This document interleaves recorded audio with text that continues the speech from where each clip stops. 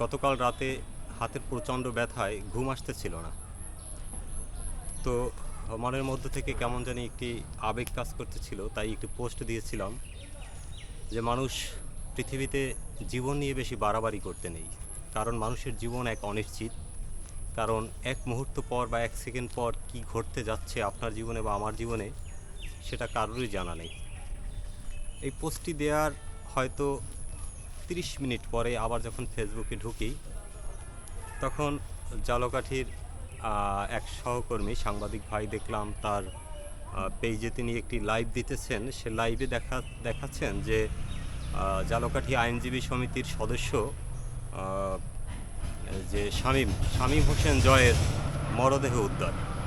তো শামীম হোসেন জয়ের মরদেহ উদ্ধার, তো মনে করছি হয়তো এটা কোনো অন্য আইনজীবী, কিন্তু এই শামীম হোসেন জয় যে আমাদের কবি শামীম হোসেন জয়, সেটা আমার জানা ছিল না।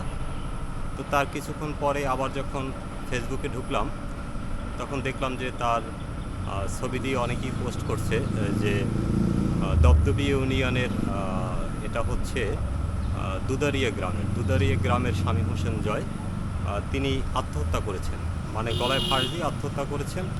তার ফাঁস দেওয়া লাশ উদ্ধার করা হয়েছে।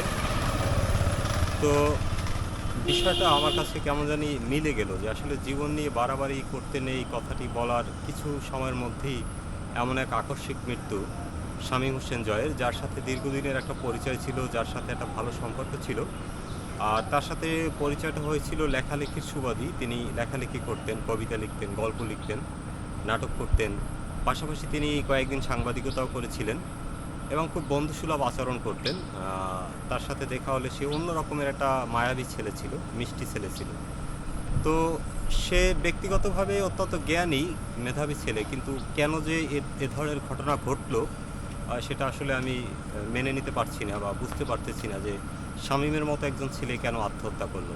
যাই হোক, তো জীবন নিয়ে বাড়াবাড়ি করার কিছু নেই। এই যে দেখুন আমার অবস্থা, আজ থেকে 11-12 দিন আগে বাসা থেকে রওনা হয়েছিলাম যে বোয়ালিয়া যাব। তো কিছু দূর যেতে না যেতেই বিপরীত দিক থেকে আসা একটি সিএনজির ধাক্কায়, মানে ভয়াবহ এক দৃশ্য, এক সেকেন্ডেই কিন্তু আমার জীবনটা একেবারে অনিশ্চিত হয়ে গেছে। হয়তো ওই দৃশ্যটাই আমার জীবনের শেষ দৃশ্য হতে পারত। এবং ফেসবুকে আপনার যে আমাকে নিয়ে সবাই পোস্ট দিয়েছে যে সাংবাদিক এস.এম. পলাশ সড়ক দুর্ঘটনায় আহত, এটা দুর্ঘটনায় আহত না হয়ে নিহতও হতে পারত, কিন্তু মহান আল্লাহর ইচ্ছায় এ যাত্রা বেঁচে গেছি। তো আমার হাতটা ভেঙে গেছে, হয়তো সেরে উঠতে আরও 2-1 মাস সময় লাগবে। তো যাই হোক, সবাই আমার জন্য দোয়া করবেন, ভালো থাকবেন, সুস্থ থাকবেন। আল্লাহ হাফেজ।